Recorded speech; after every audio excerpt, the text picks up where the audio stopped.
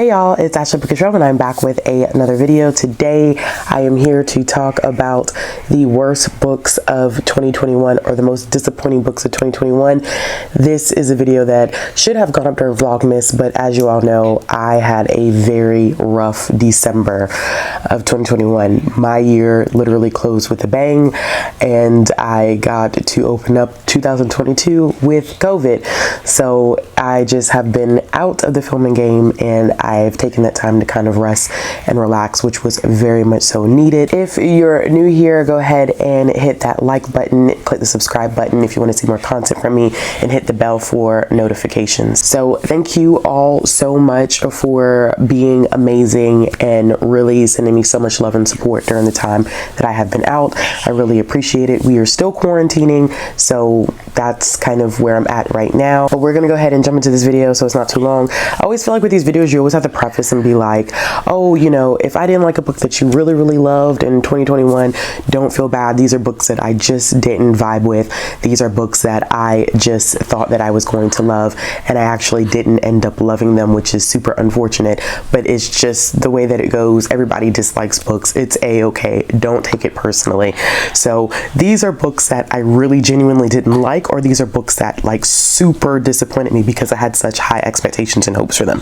So I think I have a list of about 12. We're gonna go in. It's a mix of different things and different genres and all types of stuff. The first one on this list should come as no surprise to anyone. This is one that was really disappointing for me, and it is Blackout by Danielle Clayton, Nick Stone, Tiffany D. Jackson, Angie Thomas, Nicola Yoon, and Ashley Woodfolk. This was supposed to be kind of like a mashup of stories that featured Black love, and I thought it was going to be kind of like a compilation of short stories, and it kind of is, but the stories all tie into each other, and each story is supposed to be indicative of Black love amongst teens. So Black teens being able to see themselves get their big love story. I have read all of these authors' works individually, I believe, except for Danielle Clayton, so I've read them as kind of like work that they've done by themselves. So I was really intrigued and really interested in what they were going to be doing with this book, and unfortunately it just did not work for me at all. I really didn't like it. I'm still surprised that I ended up giving it 3 stars. I think I was a little on the generous side with this, but it just was not a good book at all. I think honestly the reason why I did end up giving it 3 stars is because there were sections that I really did end up enjoying, particularly like the story that was written by Tiffany D. Jackson. I really enjoyed that one. I enjoyed Ashley Woodfolk's story, but the interesting thing about this book and why I didn't like it is that I think that there are authors out there that write in certain genres and they excel and they do well in those genres, but then when they try to switch to another genre, it just doesn't work as well as they anticipated. Everybody that was in this group could not write romance, and that's the part that was super unfortunate. My least favorite story out of this entire group of stories was definitely Angie Thomas's story. It just was very awkward. It just didn't sit well with me. I think it was supposed to be an emphasis on Black love as it reflects on self-love, but it just didn't work. I think that Nick Stone's story was good, but she was trying to make a little too much social commentary in hers to the point that that one was awkward. I don't think that Danielle Clayton's story was very memorable. So like I said, the only 2 stories that stood out to me that really worked for me were Tiffany D. Jackson's story and then also Ashley Woodfolk's story. So as a whole, I understood what they were attempting to do. I've heard them all speak at Y'all Fest, and I think that the intention was there, but the execution just did not work at all. And I know that this is getting a lot of big press, especially because it's being adapted by the Obamas into a Netflix series. They are getting a lot of good press for it. It just was not a book that I enjoyed as much as I anticipated enjoying. The next one I have is actually a comic book series, and this was the reboot of America Chavez, and I read all 5 issues of the America Chavez reboot. And I read this because if you did not know, America Chavez is going to make an appearance in the new Doctor Strange movie that's going to be coming out, I believe, in May. I could have that date completely wrong, which I'm pretty sure I probably do have that date wrong, but I think it is May of this year, and America Chavez is going to be making an appearance. And America Chavez is part of the West Coast Avengers, and I was not as familiar with her, but when I heard that the series was getting a reboot and that they were going to do this one run of it was just a 5-issue run, I definitely followed the series. I was buying single issues of it, and then I enjoyed issues 1 through through 3. I thought it was great. We got a lot of backstory on America Chavez, how she was a part of the West Coast Avengers, and this one heavily focused on like her family and what ended up happening, why she's adopted, and we end up seeing some other characters that I don't really want to go into because of the fact that I think that definitely issue 3 contains a huge spoiler and I don't want to spoil it, but there's some interesting things going on with America Chavez's powers in this run of this specific look at her as a character, and it was so solid for the first 3 issues. I think the artwork in all 5 issues were excellent. It was amazing, but the story just fell so flat. I think it did all of this build up in issues 1 through 3, and then we get to 4 and 5 and it was just such a huge disappointment. And it's crazy because I can't really even talk about what happens in 4 and 5 without spoiling everything, so I was just super disappointed and let down by it, and I was like, this is going to be one that I'm really going to enjoy because I had given the first 3 issues like 4 or 5 stars a piece, and then by the time I got to issues 4 and 5 it was like a 3-star read for me. And it's just super disappointing when you get all this build up and you're really excited for a character and their storyline, and then you realize that it's not what you anticipated and it doesn't do well. And a lot of people who got to issues 4 and 5 were like, they don't even understand why the story was written, and these are people who are more familiar with America Chavez as a character. They didn't understand why her story was rewritten the way it was rewritten anyway, and that they are disappointed in what was done. The next one that I have on this list, unfortunately, is a picture book, and it is Dad Bakes. This is one that I had read as an arc, and I was really looking forward to it in terms of like what the author was going to do with the characters, and it just had a really good summary. And it was supposed to be a picture book that focused on what it was like for children of incarcerated parents, and a lot of those stories are not really told in picture books right now. So whenever we find books like that, we really are hoping that they're really solid because they're good resources for us. And when I say us, I mean like in terms of librarians. I'm sure they're really great for educators as well.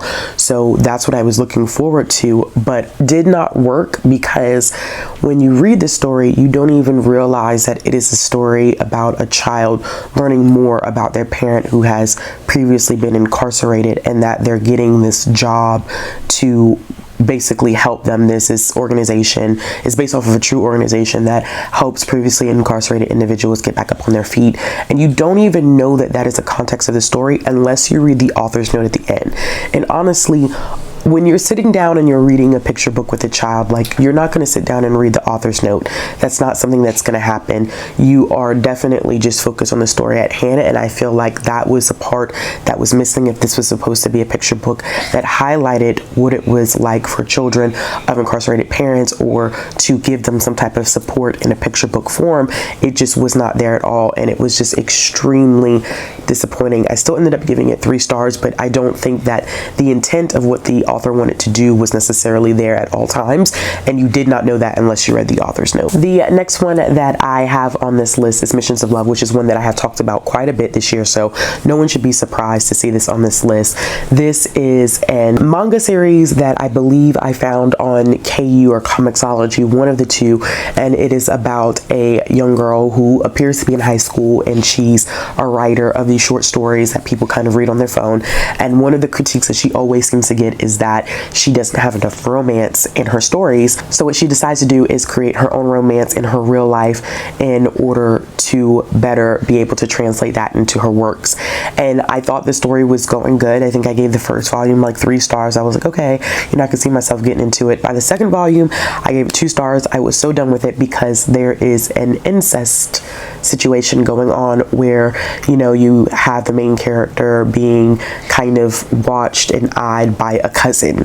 And, you know, I always say, like, maybe in a historical sense, because that was something that was done historically. Like, if this was like a historical setting, maybe it was more common a long time ago, but this wasn't even a historical setting. This was just straight modern times, and her cousin was trying to get on, and I was like, yeah, not gonna do this. I don't have time for it. Whenever I read any type of romance, incest is my hard no, and that was my hard no for that series. The next one that I have on this list should be of no surprise to anyone, and it is Life After Death by Sister Souljah. Definitely should not be a surprise, considering the fact that I have done a full rant review on this one. I don't do rant reviews on my channel very often. It's just not me. I do want to do more standalone reviews this year, but I did not anticipate doing doing a rant review on that, but I needed to because it was a book that I was definitely looking forward to, because I had read The Coldest Winter Ever. I'd done a full review of The Coldest Winter Ever on my channel. It's one of my highest viewed videos. So when I found out that Sister Soldier was writing the second book to Winter Story, I was like, I definitely need to be able to read it. Unfortunately, it was so disappointing and so offensive, and a book I've never felt so personally attacked by a book ever in my life, and it is a book that has enough in it to offend everyone that reads it. So I'm not going to talk about that one too much, because like I said, I do have a full length rant review about that one, and I will leave that one in the card symbol above. The next one that I have on this list is Suicide Squad issue number 1. This is what takes place, I believe, as we're getting into what happens after Future State, or publication wise what happens after Future State. This is Suicide Squad, which would be like Infinite Frontier kind of Suicide Squad. Starting at a number 1, it is the Suicide Squad on Earth 3, so we're not looking at like Harley Quinn and them as Suicide Squad. This is a different one. I should have known that I wasn't going to like this, because I did not really enjoy Suicide Squad Future State at all. I gave both of those 2 stars, so we can kind of lump all that stuff together. I didn't like Suicide Squad Future State, but I thought maybe if I gave it to this first issue, I could possibly enjoy it, but unfortunately I didn't at all. I think the story wasn't cohesive. I was really interested in seeing what Amanda was going to do with the Suicide Squad, especially because this one took place on Earth 3, but the downside to all of this is that at the end of the day, the story itself didn't work, and I was really anticipated thinking about how she was going to use Superboy, but I just could not get past how awful the writing was for this and how incohesive the story was in this. So I actually never made it past issue 1, and super disappointing, because I do like Suicide Squad, and I wasn't as familiar with a lot of the characters that are from Earth 3, so I wanted to take the time to get to know them, and I just could not bring myself to do it. It was super unfortunate, and I don't know if I will ever go back to it. I haven't made up my mind, because the bind up has recently come out, and it was awful, y'all. And I'm a comic book reader, and the writing in this was just really, really, really bad, and I just could not get into it. The next one that I have on this list is Survive the Night by Riley Sager. This is the 3rd Riley Sager book that I have read. I have read Lock Every Door and also Home Before Dark, and I ended up giving both of those 4 stars. I really enjoyed those, and I was a part of Lala's book club, and we, along with Bree, read Survive the Night, and we had a full discussion on it. I'll make sure I link that discussion up in the cards above. Lala and I did not like this book. It was a huge disappointment for us. Bree did actually end up enjoying it. I don't know, Bree, I don't know how you enjoyed it. I feel it though, but I did not enjoy it because this was one where the writing had too many plot holes. Like, the way that it was written from certain perspectives of certain characters that ended up being a part of the big reveal, we got internal dialogue from them. So the internal dialogue made it seem like they had no idea what was going on, but then they ended up being a part of the entire scenario. It just didn't make sense for us, like, logically, in this book, to have an internal dialogue of a character that ended up being, the it person at the end, and then, but they didn't know at first, but then now they were aware. It was just weird. I think there was too many plot holes. I don't think he really mapped this one out very, very well. I just didn't really enjoy the writing style of it. I really did not enjoy just where he was going in terms of the plot. It was poorly written. It was poorly executed. You could have seen it from a mile away. It didn't make sense. If you go back and you read it, it doesn't even make sense for him to come to the conclusion that he comes to at the end of the book. And then there was this huge twist at the end. I didn't enjoy that either. The next one that I have on this list is another comic and graphic novel. And you're probably like, why do you have so many comics and graphic novels on your list? And it's because I ended up reading a lot of comics and graphic novels in 2021. So there's bound to be more of those on this list probably than your traditionally prose books. So the one that I have on here is Brave Chef Brianna. I had read issues of Brave Chef Brianna a while ago and really was kind of about it, and then I was like, I'm just gonna read the full bind up of Brave Chef Brianna and call it a day. So I read the full bind up and was so angry by the time that I finished it.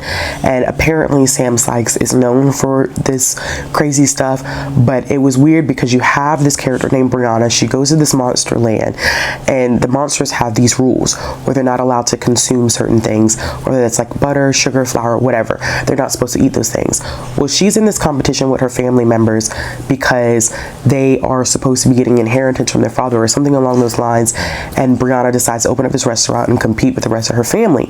So while she's there, she just starts breaking all of the rules, and there's no justification for it. Like, it was almost like, it felt very colonizer type of thing, where you have this white character who's going to this land, does not respect the cultural guidelines and rules that these other people have, decides to break them just because, without even asking, like, why are these rules in place? Did something happen when you consume these items? Why should I not be serving these items?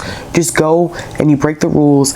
And then there is a villain who's of a darker complexion, of course. So this villain is of a darker complexion, and we get this backstory of this quote unquote villain who does not like humans because she was traumatized by humans who would come and try to invade her land, her area, treat her poorly, and she's traumatized from it, but she's painted out to be this villain. I'm like, well, what message are you trying to send here?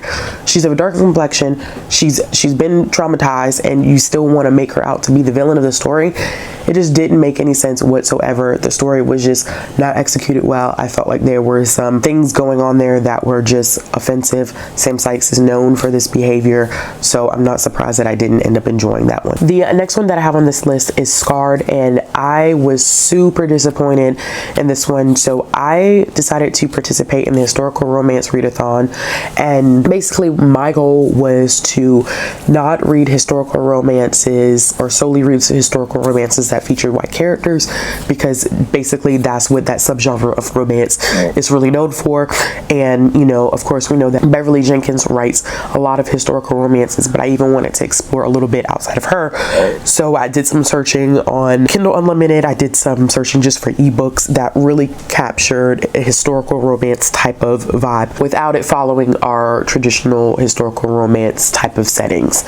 So I found this one, and it is technically historical romance. It takes place in the 60s, and it is about a young woman who is dealing with some unfortunate situations in relation to her mother and the town that she lives in. But one of my biggest issues with this is that she is in a situation where her mother is extremely abusive and puts her in some really tight situations.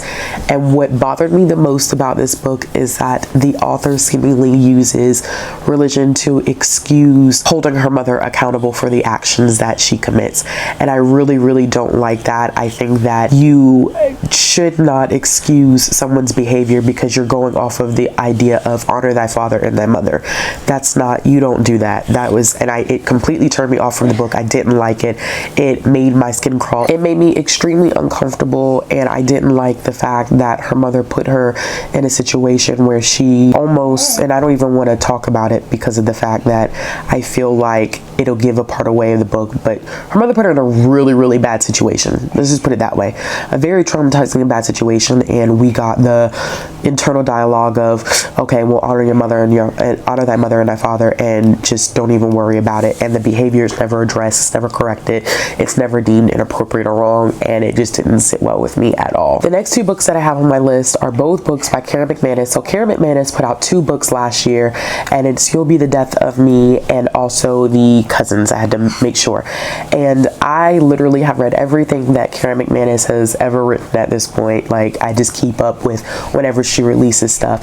I was disappointed by both of these books. So the first one, The Cousins, really is more of a mystery than a thriller. She's known for writing thrillers, but I think she's delving a little bit more into the mystery side of her writing. And The Cousins really is about three people or three teens who are cousins who have this mysterious grandmother, and she invites them to stay with her for the summer and learn more about the family and stuff like that. And it was just strange because things start coming out, and even when the reveal happened at the end, it wasn't anything that really took me by surprise.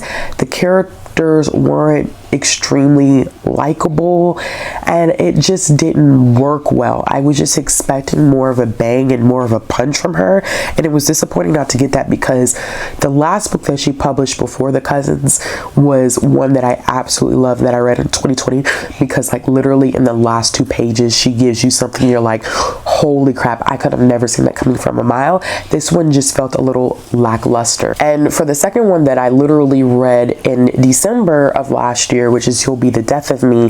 This one is about friends who reunite after they kind of go their separate ways and someone gets murdered, and then they basically are trying to put the pieces of the puzzle together because one of them pretty much fits the characteristics of being murdered or being the murderer. And once again, like, by the time everything came full circle and we figured out exactly what happened, I really just wasn't invested and I didn't care. It's almost as if it just wasn't executed in a way. You have all this build up to reach this climax, and then when you get to that point, it's just not, it's nothing there. It doesn't really do anything. And I mean, like, I thought it was intriguing, but there were certain parts of it that were a little far, you know, it was far out there. It was a little stretch, you know. She was reaching. I didn't think that I was going to get that from her because I usually expect so much more from Karen McManus in terms of like how she writes her thrillers and her mysteries, and she just has not been hitting for me lately.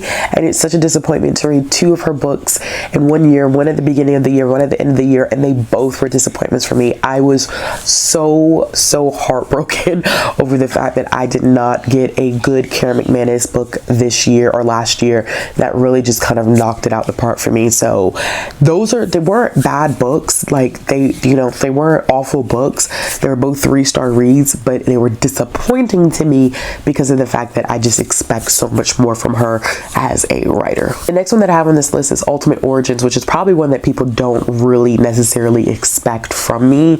But like I said, once you read a lot of comics and graphic novels, some of them are bound to end up on your worst or disappointing books. So Ultimate Origins is one that I had read because I was helping out with an Ultimates podcast with my Marvelous Year, and I was reading it to prepare for the podcast. And the primary issue that I had with this is that it looks at a new origin story of Nick Fury. And so we all know the origin story of Captain America and how he was part of an experiment to build the new like super soldier. Well, technically Nick Fury was in this run, Nick Fury was the first Captain America. He would have been the first Captain America, but he was in prison while he was serving in the military for looting a empty house while he was overseas fighting in France. They imprisoned him, they took him out the prison, and then they ended up experimenting on him. And the way that Michael Bendis wrote this is that he was acknowledging the experimentation that happened to the Black community. It still happens, the Black community, but he was highlighting that and then still characterizes Nick Fury as a villain. So you take his trauma that he experienced and then you villainize him for it.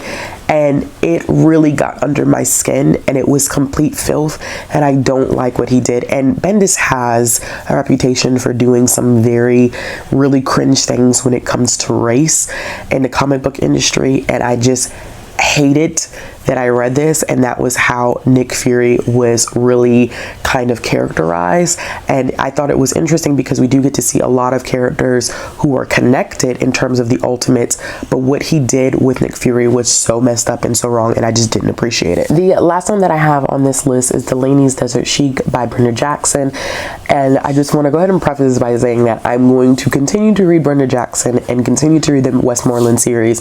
This is the first book in that series, and this series is expansive. It's got to be 3+ books, if not more than that. And I was really disappointed by this one because I know that Brenda Jackson is an OG Black romance writer, and I had read another book of hers probably the year before in 2020, and I enjoyed it. And I just know that this one's older, it follows traditional Harlequin style. I just didn't enjoy it because I'm not like a huge person that's against insta-love anymore. Like, I've been reading a lot of romance, and insta-love doesn't bother me as much as it used to in the past, but I felt like the characters didn't really get the chance to really know each other, and they were just so in love. And I'm like, how? Because you haven't even talked to each other. Like, I can understand like having conversations and you're doing like this love at first sight thing, but they didn't even talk to each other, and it was like instantaneous love, and it was weird.